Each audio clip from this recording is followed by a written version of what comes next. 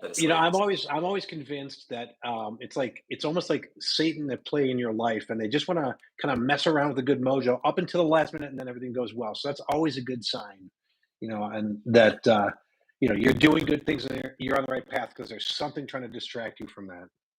Yes. Well, we are ready to go. It is officially 2:30 Eastern, 1:30 Central, 12:30 Mountain. I don't even know, 11:30 Pacific. I used to be on the West Coast, and it was nice because I was ahead of everybody else, right? Like if I was up and or everybody else, I guess, was ahead of me, but I was up early and done. And now that I'm on the East Coast, with I guess the forerunners, I don't know what time it is anywhere else. I'll be halfway through my day trying to call my brother in Arizona, and it's like, where are you? And he's like, it's 6. No, it's 9:30. Yeah, it's uh, crazy. it's remarkable. But anyways, Mr. Patrick Kagan is joining me today. Welcome to the Servant Minded Leadership channel for our quarterly webinar. We are really prepared to deliver a treat to all those, whether you're watching live or whether you catch this later on our YouTube channel. Patrick Kagan is the founder and CEO of PK Solutions Group. You can see that in the back. He's a triple author that I'm aware of, but probably has 6 or 7 more books that he just hasn't released yet. Because knowing Yeah. him, he's got at least that many ideas brewing, and I'm really looking forward to this conversation with him. Uh, Welcome, Patrick. Thank you, thank you. No, I've yeah, triple author that's out there, and I'm actually working on my fourth, but it's taking some time, but I'm getting a lot of input, a lot of really good collaboration. So more to come on that. Wonderful. I cannot wait. It's going to be fantastic. I know. If you are joining us live, I would invite you to participate in the comment section. We would love to field your questions at any time. I've got my computer sitting right here so I can monitor those questions, and we'll do our very best to answer. I'm coming to you from Greenville, South Carolina. Patrick, where are you coming to us from? I am coming from Chicago, Illinois. Chicago. Chicago. You getting some good deep dish pizza while you're up there? Always a deep dish and sausage with sweets and hots. Ah, man, excellent, Yeah, excellent. yeah. That's good stuff. If you'd like to share where you are joining us from in the chat, feel free. I see a few people that have joined us, and we would love to know where you're coming from, and you also feel free to share what you do. This is an extraordinarily important topic. It's a necessary part of not just leadership, but just work.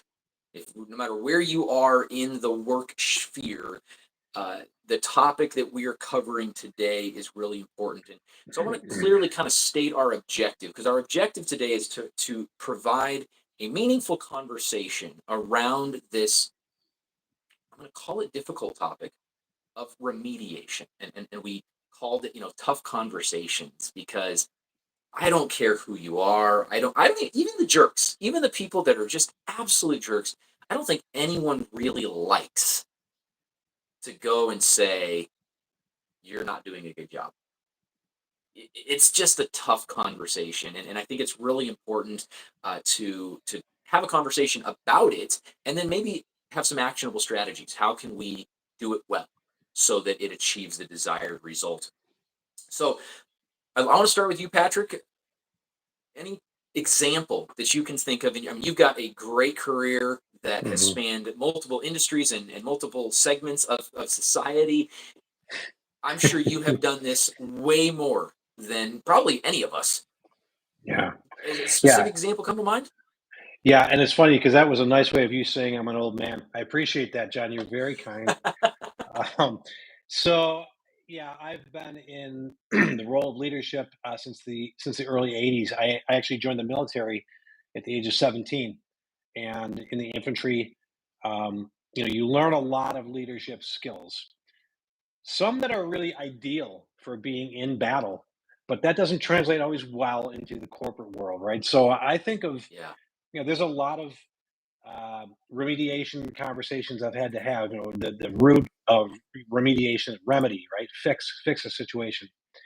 that's right. And um, when I look back, when one of my first jobs out of college was in field sales, and I did well in the sales role, and they promoted me to a role of the district manager within the district that I was a Okay. salesperson in, and a lot of hoopla. I was the youngest district manager in the company history, all that stuff. It's very easy, at that age, that means a lot, strokes your ego. You Sure. start to feel good about yourself, right? So I'm 26 or 27 years old in a frontline sales office, and that's great. So I led this district of salespeople, and I was also, as a leader of salespeople, I'm also a representative of the leadership of the company. But you all you can think of at 26 or 27 is I'm this district manager, right? So Yes. I had a lot of experience if you compare me to other 26 and 27-year olds, having joined the army at 17 and had leadership in there. But you're still a 26 or 27-year old, right? And you're in the real Yeah. world. You're not in the infantry, so you're leading people, and some of them are older than you, some of them are wiser than you, and so what you talked about earlier, how this is such a tough thing. In hindsight, what I realized is I had not learned the art of how to confront without being confrontational. Mm. And you can do that by accident. It's just the way you say something, Yeah. and me, um, with my salespeople, that could happen. So I remember having a conversation with a salesperson. I had what we called one-on-ones, and it was really simple. What are you working on? What can I help you with? What are the obstacles in your way? What's the one baby step you can take before we meet again next month? And then, good, go get them, that type of thing. And this person came back the next month and hadn't done anything. Mm. And I let it slide. I'm like, all right, well, I started with, well, what can we do to get, what can we do, that type of thing. It was one of these we type of things, but it was really a he has to do. He said this was his big opportunity. He said this was the baby step. He needs to do it. But I let it go. And then the next time he came back and it was still nothing had been done, I literally gave him a timeout. I'm like, timeout. I'm so confused. And he looked really shocked and he was almost fighting back tears. And it must have been the look on my face. And I just said, you know, you said you do this, you created this expectation, and here's what you did. So you either need to raise your performance or I need to lower my expectations.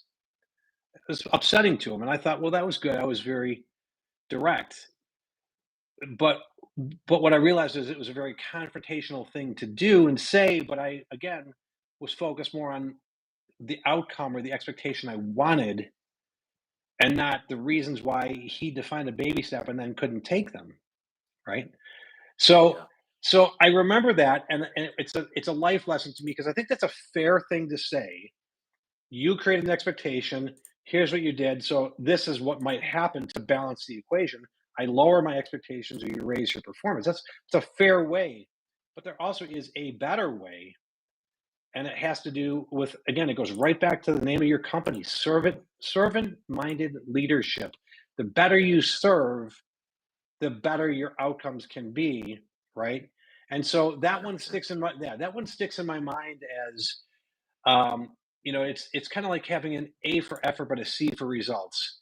Mm. It's the right spirit of what you should say, but I didn't do it right, and I feel bad to this day for not being better at doing it. But the most present you can be in a situation is in hindsight. It's very hard when Mhm. you're in the moment. Yeah. So when you look back, you can learn. So that one sticks out in my mind is maybe I wish I had learned how to confront a situation without being confrontational to a person. And I teach that. That's one of the names of my courses right now because to this day, there isn't a lot of training that goes on with that particular skill. And when you think about how I was set up, I was a representative of the company, a leader of the company out in the field. I didn't have someone in HR right there to guide me through it. And I certainly, at Yeah. that age, maybe wouldn't have even been open to that guidance. But that's such a valuable resource. Humans are resources. I mean, we're in the people business. And Yeah. so thinking back, I'm like, man, I wish I had somebody there, but you can't change Sure. that. But you can change the way you are moving forward. So that's one that sticks out to me. Absolutely. Somebody jumped in the chat and said, "Are you allowed to call a timeout at work from your timeout?" That's Which funny. actually, I know there are some companies that are actually calling for that literal strategy of you can call a timeout and then people have to Yeah. reconvene to let kind of cooler heads prevail. But back then, Yeah. it probably was just you trying to make a point, like, "Hey, whoa, wait a minute, Yeah. Well, it before you was, and it, proceed, yeah, we got to get something. We got to get on the same page." exactly. And it was like, it was the second time of the same excuses or reasons, I should say. And that's the approach I was coming at. Like, this is the second time I'm hearing this. It's kind of a load of crap. So I was literally interrupting him without interrupting him. I could have done Yeah, this. All these things are aggressive. And yeah, everything speaks, including your body language. So, you know, there's a reason things happen, and there's so many things, 1,000 things I could have done differently and better. But I wouldn't also be in the position to help others now in my role as a coach and consultant if I didn't do it as in my mind, as poorly as I did. So you can have the right message and execute it the wrong way. And if you learn from it, that's good, because I believe there isn't really success or failure. There's outcomes, and you simply have to look at the outcome and then keep moving towards where you're trying to get to. And I believe in our yeah, life, we don't get there till the end. So that's yeah. Well, I mean, as I think back to the various times that I've had to engage in remediation, there's one that kind of just sticks out above all of them. And I think the reason it sticks out is because it's the most dramatic one that I've ever had to engage. Because basically, what had occurred is there had been a long-standing problem that was completely unspoken. And I think those are one of the more difficult times in general because it's a culture issue that we are really dealing with. But when it's an unspoken problem, you can see the evidences of it, but there's not necessarily a KPI or metric that you can point to and say, here is where you have defaulted. And so that was my ultimate plan. My plan was that with this particular individual, I was new in this position and I saw this culture issues that really surrounded or emanated from this one particular member of the team. And so the Mhm, plan was, okay, we're going to implement some KPIs. And then if we can hold this individual to those KPIs, then if they succeed, they won't have time to be dealing with all the nonsense that they're creating. And if they mhm, fail, then now we have something that's a little bit more tangible. mhm, Um, but ultimately, there was an incident that allowed what was happening under the surface to rise to the surface.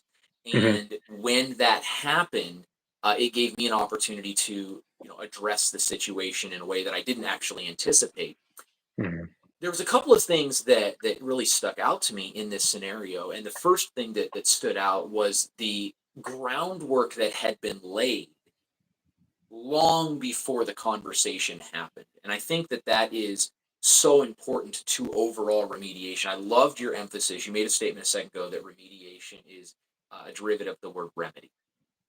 And I think the reason we are so scared of remediation is because we've lost that. mhm, We've begun to associate remediation with what I've actually heard one person use the terminology, it's a call out. mhm, Well, a call out is usually done to embarrass somebody. mhm, You call it out because you're remediation should not be done for that purpose. It should always be for the purpose of remedying the situation. mhm, And so the thing I did right in the situation that I'm referring to is that long before any of this came to the surface, I had led well in the sense that I had demonstrated I genuinely cared about this member of the team. mhm, Well, that makes the conversation way easier when you can have that conversation from the perspective of, I'm not mad at you. mhm, I'm not angry with you. Maybe I am disappointed with you, but I'm disappointed not in a way that needs to seek vindication or something like that, but mhm, rather in a way that says we have to work together to figure this out. mhm, And I can go into more details kind of as we go along today, but it just so boldly sticks in my mind because it really came to a boiling point. Um, I mhm. got called. It was members of a remote team, and I got called by somebody else in the area saying, "Are you aware that two of your people are literally in a shouting match right now in the middle of the floor?" Oh my gosh. Oh my gosh. And so it was like, "Oh, okay, we have to we not even have to. We get to take care of this." And so I'll give more details as we as we go. Somebody mentioned in the chat, unspoken problems get exacerbated and leads to a rising that's sometimes insurmountable fear. And I agree Mhm. with that so much. That was a great thought that it does. It there's a word for it, but it like seeds beneath the surface Oh yeah, until it yeah. just Well, blows up on you. because it can be unspoken, but it's not unheard. I mean, everything speaks, and so I Yes. like what you said. And so when I look back, it's easy for me to beat myself up and say I felt bad or he felt bad. But what I did well that I liked, and I always try to tell people this, clear communication is kind communication. So clear Hmm. is kind, right? So when I was Yeah. clear, I was also timely. Now, timely meaning I let it go a second meeting. I should have had the conversation the first time something wasn't done. So I think that's important with remediation. Be clear, be timely, and be fair. So I was fair because the way I talk to this person is the way I talk to every person. So even though Yes. I felt like it was a harder approach, it was exactly how I spoke with everyone. So if you treat everyone the same, even if you treat them poorly, you're treating them fairly. So Yeah. clear, clear is kind, timely is kind, because they need to know where they stand. Now, what I would have done differently, I would have spoken to them as if I was on the receiving end of the conversation. I would have thought about how will I best receive this person's disappointment. And when I was clear with them, I was clear that I'm not mad at you. I'm not disappointed with you. I'm disappointed with the outcome that you built an expectation in my mind that you would do this simple baby step. We call it a baby step. And you didn't do that. So I'm confused, not that you didn't, but why you didn't. And then the second time when it wasn't done, that was where the timeout came. But I think if you can look at situations, even if they don't go the way you want, whether you lead a group, whether you lead from your own seat, you can always look at it and say, there was 10 things I didn't do well, but there's one I liked that I want to continue to remember to do and Hmm. do that because you're a leader for a reason. Leadership doesn't mean Yeah. you get everything right. Leadership means you get most of the things wrong, and you still find a way to get there and keep people intact and keep people Yeah. focused, and then grow from that, and use the resources around you. So I appreciate your hindsight as well. And something you said resonated deeply with me. In fact, it was one of the notes that I had written in preparation for our time together as far as what I wish I would have done differently. And you kind of touched on it, and that is I wish I would have addressed it sooner. Now, I think that Right. there is a challenge that leaders face because there you can do it too soon, right? Because Right. it's almost a micromanaging effect where you think you might be possibly seeing something go a direction that it shouldn't go, and we're quick to jump on, hey, what's going on there? And it's like, Hmm. dude, give me a chance to do some self-reflection, and often it's so much more powerful when people come to the conclusion themselves. I would Right. have loved, I'm sure we both would have loved our respective situations to, or people in the situation to come to us and say, hey, you know what, I realized, and we would have just been so proud of them in that moment. But there's that balance we have to find of, okay, how do we preserve their dignity by not jumping on them every Hmm. time there's a possible mistake coming, or KPI not being met, but then Hmm. also how do we not let them linger in Hmm. this state of failure?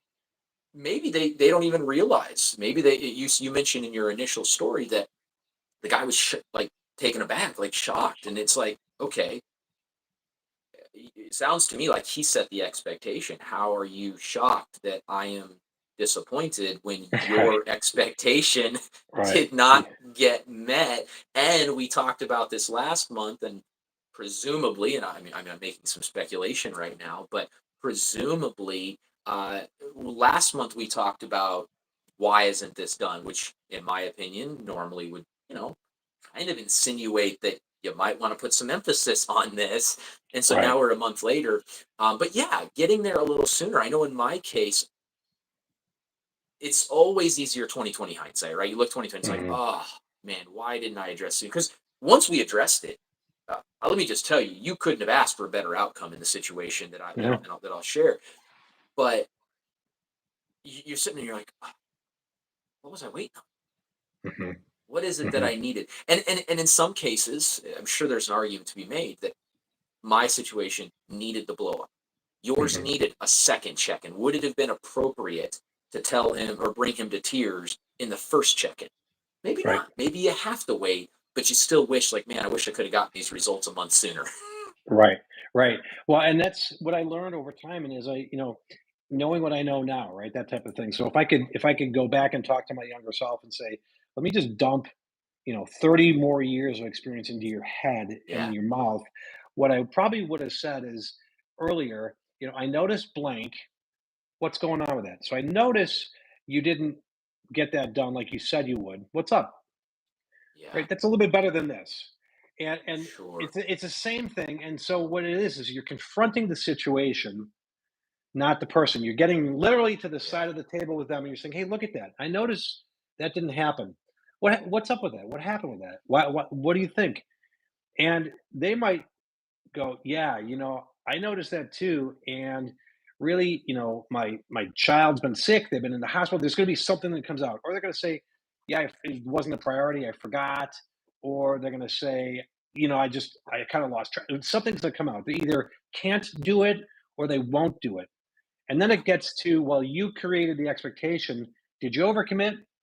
And why did you do that? Because it does create an expectation with me, and so I go on your word. So it becomes this owner partner relationship. I own yeah, the outcome, but you're my partner in getting that done, and I need to rely on you. So actually, I rely on you quite a bit. So when it doesn't happen, and it's 30 days between when we talk, boy, can you imagine how empty that leaves me? It yeah, changes the dynamic. I would have probably gone back and said it that way, but that's okay because like I said, it was clear, it was timely, and it was fair. Because I think I probably spoke to everybody the same way. I didn't play favorites. I didn't that's good. sugarcoat it with Yeah, anybody. So that is a good thing. And I also, if I look at like maybe what I might have done differently, but this is back in the 90s, right? So back then, when we had human resources, they weren't in the field offices. You usually talk to them when you needed to mm, hire somebody. You talk to them if you were being sued. And you talk to them if you had somebody who was going to do an exit interview.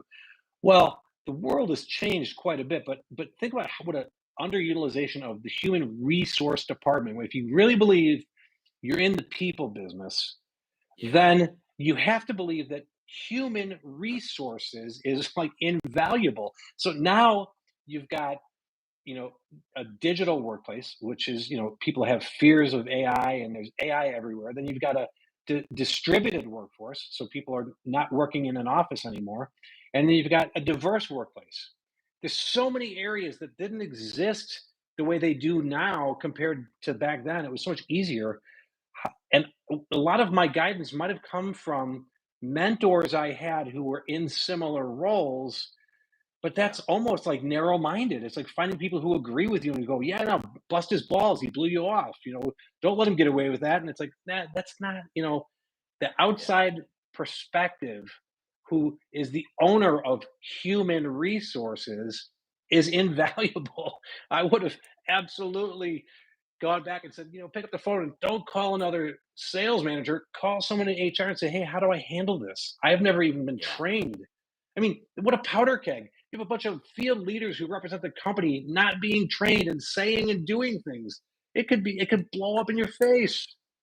Oh my goodness. I'm gonna leave that alone only because I can go on for the next 2 hours on exactly. I mean, that's the reason that my company exists. I Right, literally right. the reason. And yeah, I agree. I'm curious as we look at this. Oh, I'm sorry. One more thing. We had a comment come in. Clarify. I assume that's Adam kind of chiming in, and I appreciate that. But he made the comment that as we reflect, we obviously want to help people grow through this, but he so astutely said, "Coulda, woulda, shoulda, no shame, just growth," Mhm. and that's the idea, is helping people grow through this.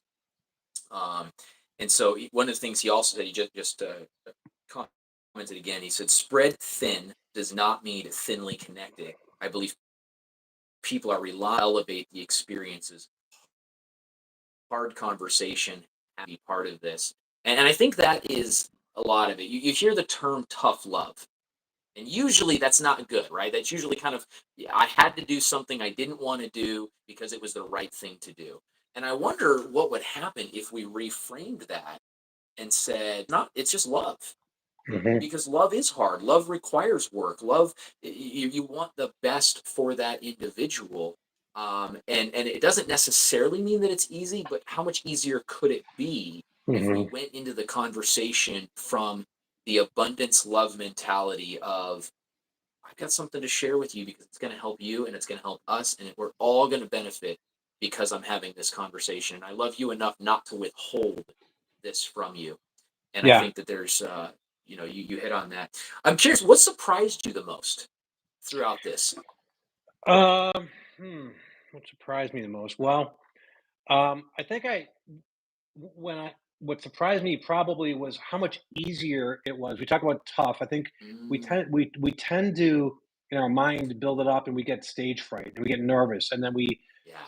we sort of say something quick, and we get reactive instead of proactive. But how much easier when the conversation is based on clarity of situation and not problems with the person, and it's focused on not how you do it, but that you do it. So the difference between the content of what happens and the style they do it in.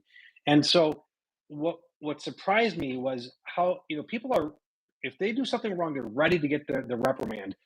But we shouldn't approach it like a reprimand. And we That's shouldn't right. approach it, and we shouldn't also approach it like you succeeded or you failed. That's this or this. I think if we approach it again in the people business, and if somebody is capable of doing 5% of what I expect, or even what the expectation they built, and somebody else is capable of 30%, well, that 5% is 100% of their capacity, and that 30% is 100% of what they can do. Not looking at them and saying, well, you're 25% behind Joe over there, right?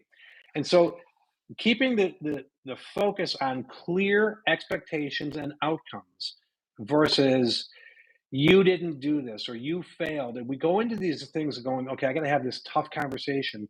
They failed to meet my expectation. We say all this stuff in our heads. By the time we meet them, we're either feeling very aggressive, very angry, Mm, very disappointed. We've built ourselves up. If we just say, hey, I noticed that wasn't done since last month.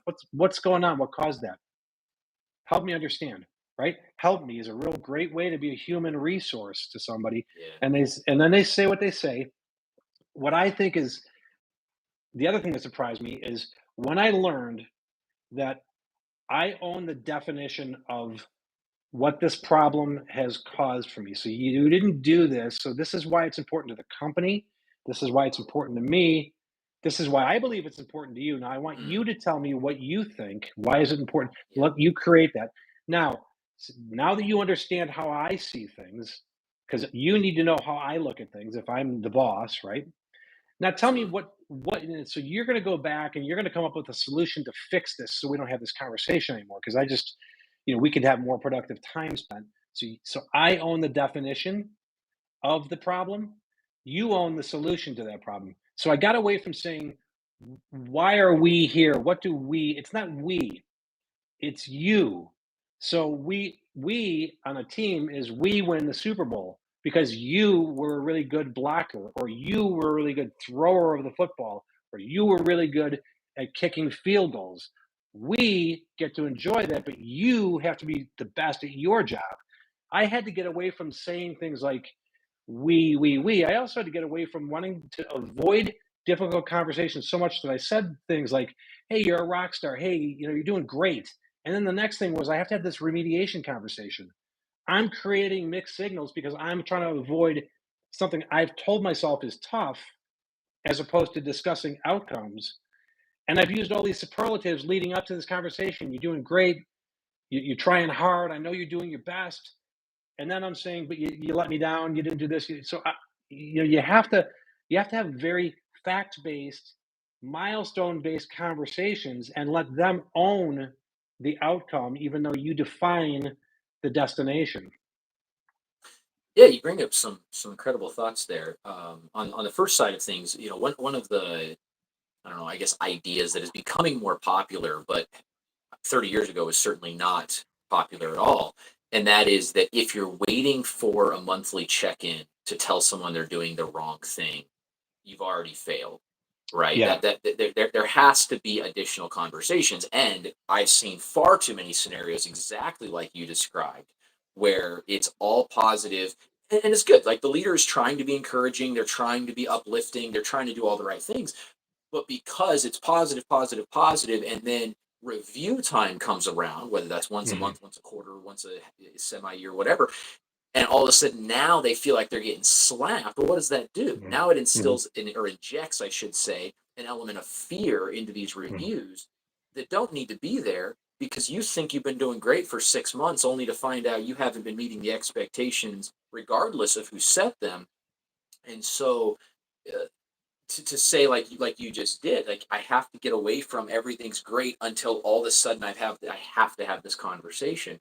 It's okay to Right. acknowledge the good things, right? You want to do that. You want to acknowledge when they do well, but it becomes inauthentic, and now they start questioning why have they been telling me I've been doing a good job this Hmm. whole time?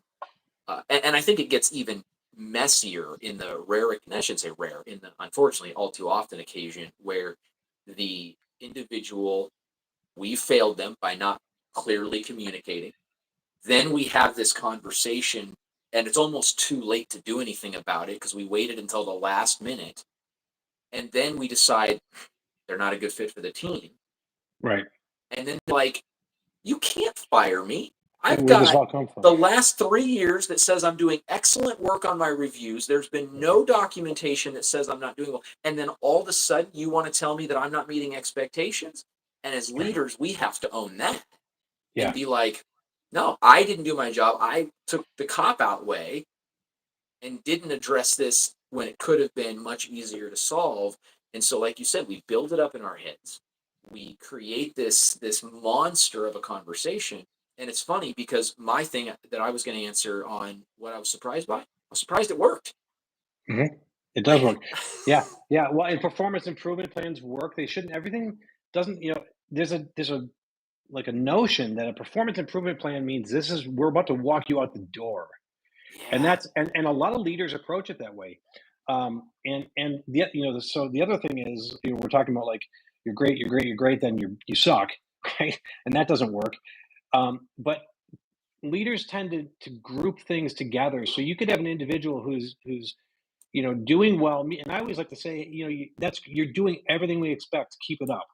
That's better than hey, you're rocking it. You're this and that. Because it, I'm talking specifically in a sales world. There's ups and downs, but yeah, there's a point where you start to hit people with the same stick, and not everybody deserves that same stick. I remember working at a company, and there was the leader of the organization, then there's a sales uh, department leader, and I remember individually I was doing really well and opening up new doors and doing things that everything was, you're doing great, you're doing great, you're doing great, and then they'd have these one-on-ones and go, sales are down, and they try to look for everything that wasn't working, and I'm like, Hold on, hold on, hold on. Yeah, I'm getting mixed messages here. Like, are my sales down? Am I not like, what am I not yeah, doing? Or is the department down? And then should you be spending this time that you're spending with me with them? But what they did well in the situation, okay, they did this private and behind doors. So I think remediation should be one on one, should be individual, should be private, in private, and it should be focused on outcomes, not anything else. So this is the outcome, this is the expectation. Look, and I like milestones. I like having milestones.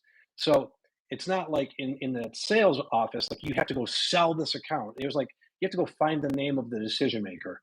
And that was their decision. This person was going to go do that for me and let me know. yeah, Now someone else might say, I'm going to get the decision maker, I'm going to gather samples, I'm going to put together a presentation, and I'm going to meet with you. So that's them being 30% and this person being 5%, like I talked about before. So that 5% was 100% of what I expected from that person, and they didn't do it. So behind closed doors saying, okay, that didn't happen. What's going on? But I think the other way to handle difficult situations is proactively before this happens, right? So you need to, as a leader, know where you're trying to go, what is expected, and then catch people doing things approximately right and praise them for it. And that should be public because praise is contagious. Everybody yes, wants to get that. There's three types of attention that people will seek as employees, as a person. It's positive, negative, and no. Positive attention, we all want it, we crave it. Negative attention is the easiest to get. think about a misbehaving kid in a classroom. No attention, we hate. And we Yeah. talked about love before. Time equals love as a leader. You spend your time with what you love. If I'm going to give you my time, that's my love. That's all I have to give during my workday. So when I take time and walk past someone and say, hey, I noticed that we talked about XYZ being done by next month and you got it done like this week. Good job. I appreciate that. Yes. Everybody who hears that says, oh my gosh, how do I do that? And guess what that person does? They go and do it again. They do Yeah. more of it. So pretty soon you're feeding the behavior you expect, and that becomes the culture. That becomes what's around, and you're minimizing or mitigating or having remediation sessions on your own remediation sessions. You're fixing it before it happens because you're feeding the Absolutely. positive that you want. So there's a way to do it proactively too. 100%. 100%. And I think this is like a big message. There's some takeaways that I'd like to share in a minute, but the big message I really feel around remediation that I hear just screaming from everything you say is it's not a conversation, it's a culture. It is. When we try to consolidate remediation into a conversation, that's when it's scary.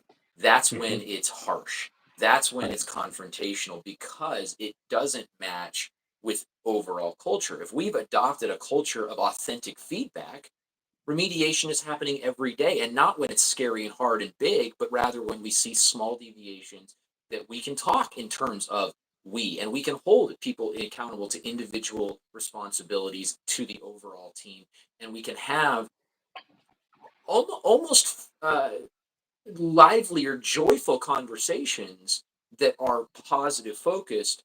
And we do that in that context of genuinely caring about our people. I use the word love. I love the word love. I don't believe you can truly lead unless you love your people. You can manage them, you can direct them, you can get things done. But if you really want to be an inspirational leader, there's a very old saying, people don't care how much you know until they know how much you care. And if Hmm. we want to inspire people, it starts with that foundational aspect of authentically caring about them as people, their success in the organization, and the overall success of the organization, which they're a contributor to. So it's really a culture that we're talking about, not a conversation, which is a Yeah. little bit of a bait and switch on the title of our time together. But Hmm. that's really what it boils down to. Is the organization facilitating a culture of growth and Right. Well, learning and and forward here's the momentum? thing. Yeah, to me, I define culture as what do your employees say when you're not around? What do they do when you're not around? So, and here's what I love about what you just said. And this is I see a trap that I see many leaders fall into. They believe as the leader, we need to create a culture. And that's like saying I need to create a team. So what I learned from the military and I learned everywhere I went is if I just paid attention, the teams manifest themselves in front of you. You see who works together well. You see what's working.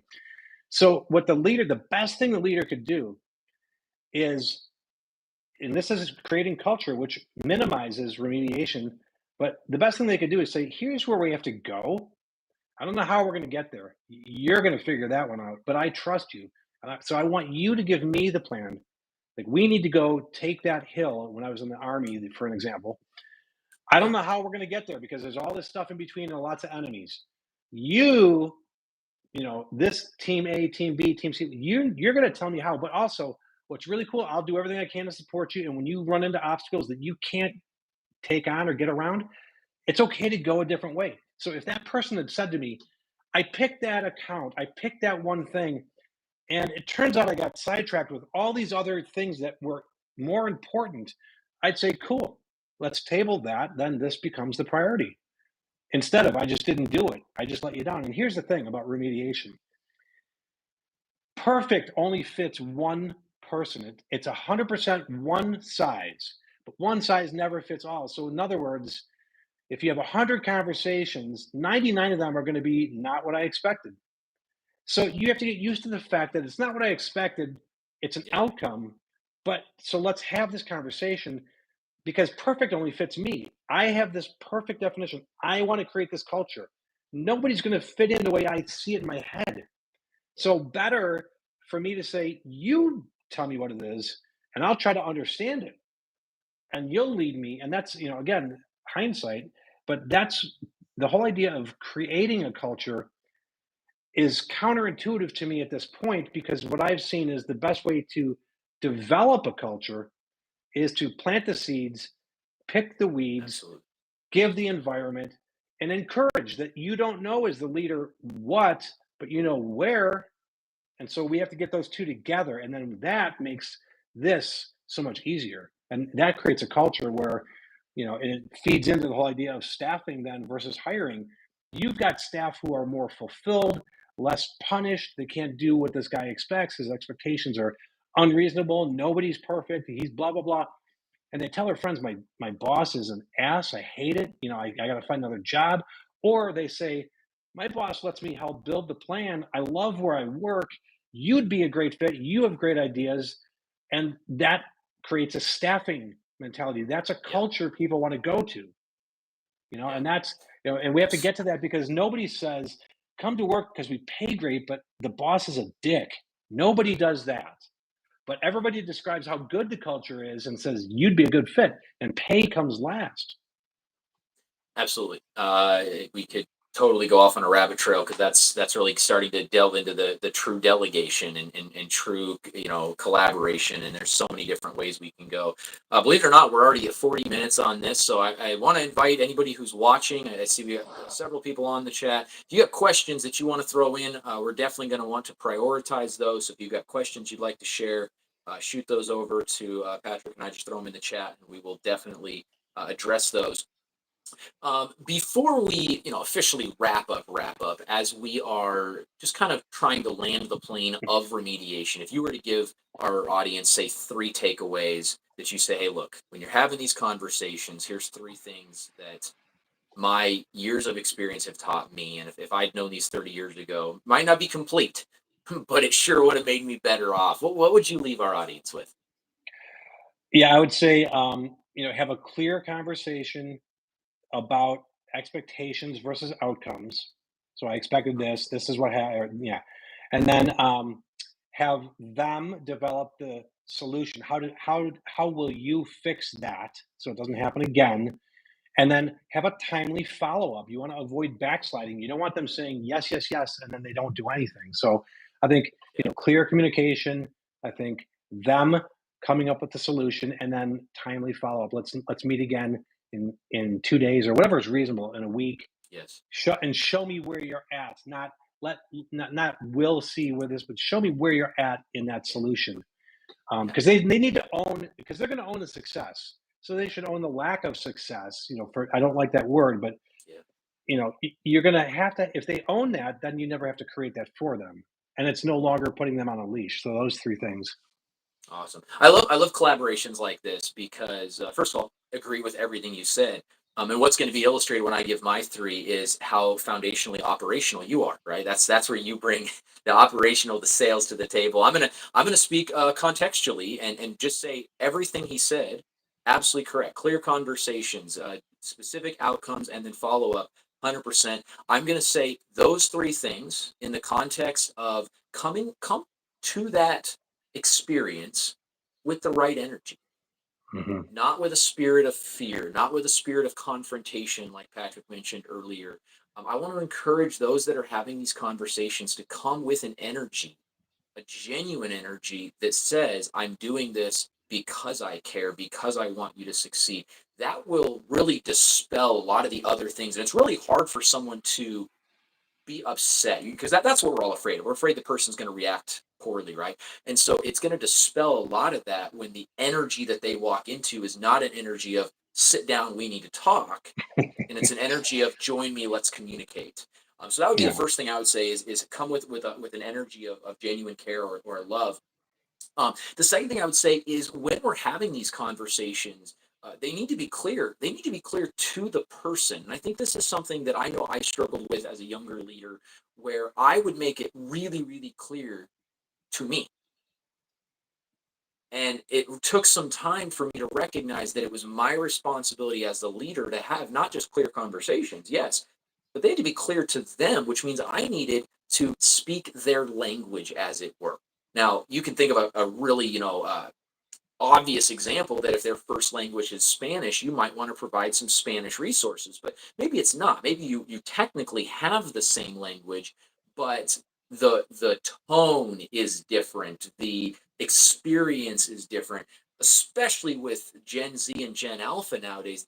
There really is a whole different vocabulary that you want to be aware of so that we can speak their language. So coming at it with a heart of love and then genuinely making it clear to them on their terms as the communicator. And then I think the last thing I would say is when we are addressing the actual mistake, you talked about having a clear objective. I really encourage it. I stole this. This is not me. This is Dale Carnegie. But he talks about making the mistake or the issue seem easy to correct. And I think Hmm. I'll reword that. And I'll just say use encouragement as we're doing this. It's here's the KPI. You've defined it, right? You just, and I agree with Hmm. Patrick. Let them come up with the solution. Okay, I think you can do this. I think you Hmm. and I'm looking forward to seeing when we come back in 2 days or a week or whatever that reasonable amount of time is. I'm looking forward to seeing the success that you've had, so they know you believe it. They know this is not a. I'll sure be interested to see what happens in 2 days Hmm. because we've come at it with a heart of love. We've communicated on their terms, and then we've encouraged them in the process as Hmm. we are 100% doing what you recommended, and that's having that clear conversation, letting them set the expectations, and going through real follow up. I think that's so true, and I think they just come together beautifully with Hmm. two different sides to that. Um, Adam jumped in again, said energy is transference, and we could all use more love transferred to and from. And Yeah, it's yeah. Adam and I were having a conversation this week, and we said, energy is the universal language. I mean, think yes, about when a dog responds to you, or when a newborn baby, or whatever. They don't speak the language we speak, but they understand the language of energy. And I think, I love how much you're using the word love, because love should be in every equation, because you should love the whole person you lead, good or bad. And so if that's at the spirit of when we have a positive outcome conversation, that's great. If that's at the spirit of when there's something that wasn't expected, that's great, because then the love is the energy that helps you through the good and the bad. 100%. We had a question come in right now, and I'll answer it first, but I want to get your thoughts on it. I'm only answering first because I had the advantage of seeing it come in a few seconds ago, and it'll be new to you. The question is, do you recommend documenting the remediation process?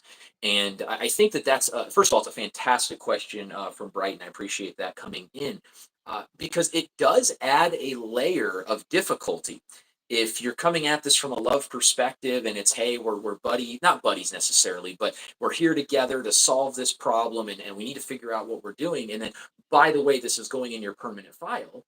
It Mhm. does create a level of tension, and yet it does have to happen. You Yeah, can't not document it. Otherwise, if the problem doesn't get resolved within the normal means and measures, you have no documentation to say, hey, look, you set yeah. the standard. We talked about this. We had a verbal conversation. Now we have and I just lost the term. You used it earlier. The performance plan. The Oh, performance. the performance improvement plan. Yeah, yeah, yeah. Thank you. Improvement Performance. plan. Yeah. PIP. And so you have to do that. But I think the way one does that is also important. And I think one of the things that I used, and I'm sure you've done something similar, but I'm looking forward to hearing your thoughts on this, is I used the idea of, hey, I want to put this in writing so that I uphold my end of the bargain as well. Performance Mm. improvement plan indicated what I would do to support them because that's part of leadership to make sure that it's happening. And so I want to know exactly what you are agreeing to do and what the expectation is, but I also want you to know exactly what you can count on from me. And it created a dual level of accountability. And I focused again on the outcome, like you said, not Mm. this is designed to get you in trouble later, so that I could avoid exactly what you described, where there is this unfortunate tendency to feel like a performance improvement plan is just the start to getting walked out the door. And I wanted to Mhm. make sure this individual, and we did do a performance improvement plan, exactly. Um, and I wanted this individual to understand this is not to be used against you. This is to be used for you. and you can Hmm. count on this. And so you're going to agree to it. I'm going to agree to it. And then we're going to follow up on this. And in this Hmm. particular case, we did a 1 week follow up, a 30-day follow up, a 90-day follow up, and a 180-day follow up. And by the 90-day follow up, I said, you've made so much progress. We're going to forego the 180. I don't think it's necessary. If there's a problem between now and then, we'll be definitely touch base. What is your opinion on documenting the remediation conversations? So it's a great question, and if it sounds like Brighton's got some experience in this, I'm sure she does. Um, so documentation is absolutely critical, and there's a way to do it, right? So, you talked about my 3 books before. One of them is called Clear Leader, Kind Leader. It's about clear communication. And in the very opening, I talk about the fact that when leaders say things like "we're a family," that's a leadership fail. That's a way out of doing the tough things. So I do believe in documentation. I believe it's also important that, like, you're going to pardon the way I say this, but it's something I learned in the army, which was to say to somebody, "Look, don't pee down my boots and tell me it's raining outside.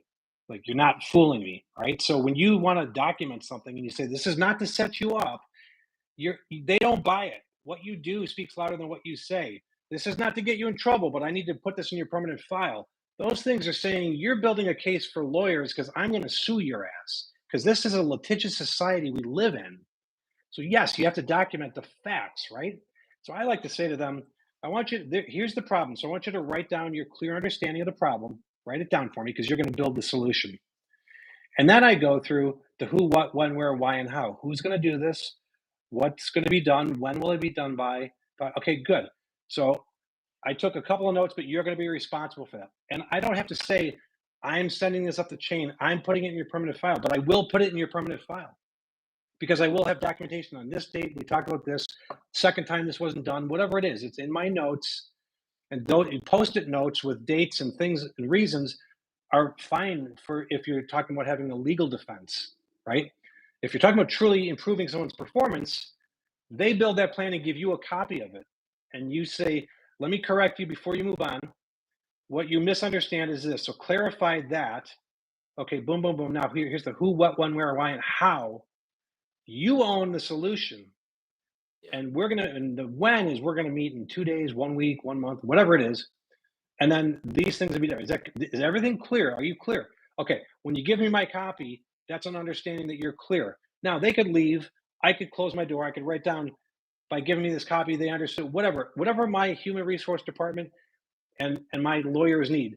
The key to this is leadership needs to take it upon themselves to make their best friend the human resource department, who they are there to obviously enrich, educate, and empower the employees.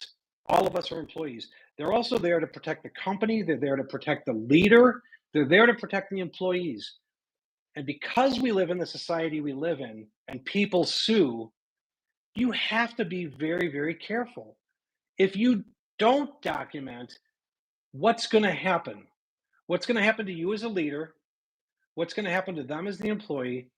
And let's keep in mind also, remediation, when done correctly, sends a message to everybody else who's doing it right that you won't tolerate this, that this is not how we do things. It yes, brings the standard up for everybody and doesn't allow poor performance to suffocate everybody else around them. So Brighton's question is spot on. Absolutely. If you're not documenting, you better start. But you don't have to say, I'm writing this down, it's going in your permanent file, but you're not in trouble. Because if you say that to me, I'm like, I better start looking for a job. mm, But you definitely document it and put it in their permanent file. There's a time when you have to say, this is, you've been written up, you've been formally written up. There's other times when you say, when you keep your notes as a leader on performance. And then again, to your point, John, if you wait till the end of the year, the annual performance review, to say, way back in February, you did this, they'll be like, why yeah, didn't you tell me then? I could have done something about it. They expect you to have a remediation back in February. Now here it's December and I don't even remember that.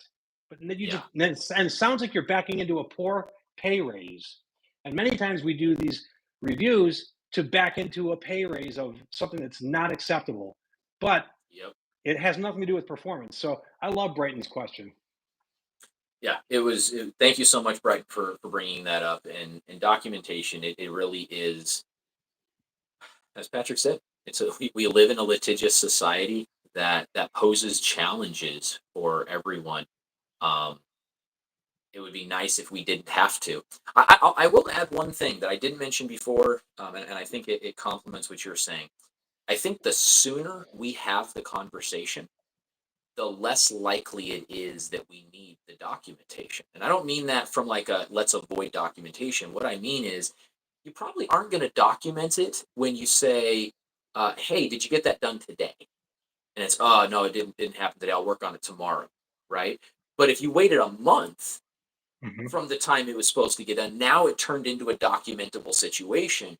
And Hmm. so there was a book that I was reading recently, and they were talking about a rocket going to the moon.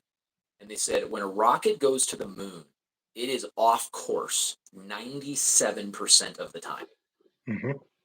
constantly making little corrections. Oh, a little this way, a little that way, a little the other way.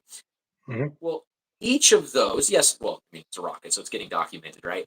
But each of those doesn't require a major maneuver. What happens is if we accidentally don't touch it for a while, now all of a sudden we have a huge bumper and you have to make it a big ordeal. And so I think that if we're Hmm. having those daily conversations, those or regular conversations, maybe not daily, daily may be too much, Yeah. but those regular conversations, I think the more quickly we are willing to have a conversation about what's going on, the less likely it is that it has to be as big of a deal. And then if we've had, we'll say 3 daily conversations, nothing's happening.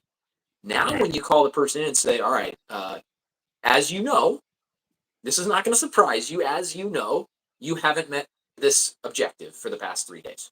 So I need you to understand how serious this is to the overall success of the team. We expect a lot from our Hmm. team, and this is how we're going to do this. This is formal now. I have to Hmm. make sure you're aware because maybe I wasn't super formal about it the last couple of days, and that creates a level of seriousness to it. But you're still not hitting them over the head or blindsiding them because oh my gosh, I had no idea. it's Right. it's it's a lot more humane. And you talk about human resources. I want to say I love your emphasis on utilizing human resources. I know they're far Good. overtapped and far underdelivered, or I'm Yeah. sorry, underdelivered, far overtapped and underappreciated is what I mean to say about Yeah. that. But they humans are resources. They are the most important. I love your emphasis on I mean, there's a whole department called human resources. I that. mean, you know, it's like you when you think about it, you're like, yeah, and I preach. We're in the people business, and some of my best conversations um, are with the folks who are in charge of that and realizing what they do. It's just untapped. I mean, there's just It so is. much that they know and so much that they do and so much they offer, and it's like you can avoid a lot of problems. And the other thing when you mentioned the permanent file is be documenting when they turn things around, be documenting when they do things correctly. It gets you in the mindset of looking for correct or Mm, almost correct behavior. I talk about yeah. catch them doing things approximately right and praise them. That's important. So inside of the baby step could be half of a baby step. And Yes. so that's important. But it's okay to say, didn't do this week and put a date by it. And then, anybody who looks at it will say, well, that was 4 weeks of them not doing something. You don't have to write it all out. So, It's a but great but thought.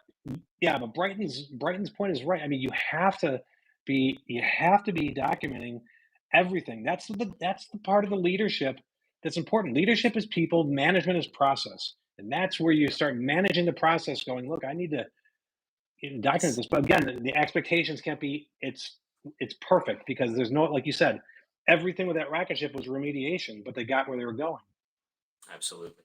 All right, we have to wrap this up quickly. I see we've got about 2 minutes left before we've tapped our full hour, and it's been a wonderful conversation. I know we could go for hours and hours and hours. I'm looking forward to getting to spend some time with you. Patrick, do you want to take 30 seconds and tell everybody about what I know you're most excited about? That's my real question. What are you most excited about? But I already know what the answer is.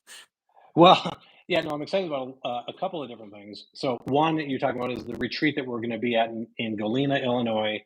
It's a leadership retreat called Transformational Leadership: Build People, Build Profits, and we work on 4 levers of leadership: balance, influence, wealth, and innovation. There's a registration that's closing this Friday, so there's All right. probably not a lot of time for that. Yeah, it's Friday the 20th. Probably not a lot of time for that. But the other thing I'm excited about, I'm expanding out from this. I've had a lot of interaction with my human resource connections. So I've got a couple of workshops coming up called Humanizing Human Resources in a Digital, Distributed, Diverse Age of Employment.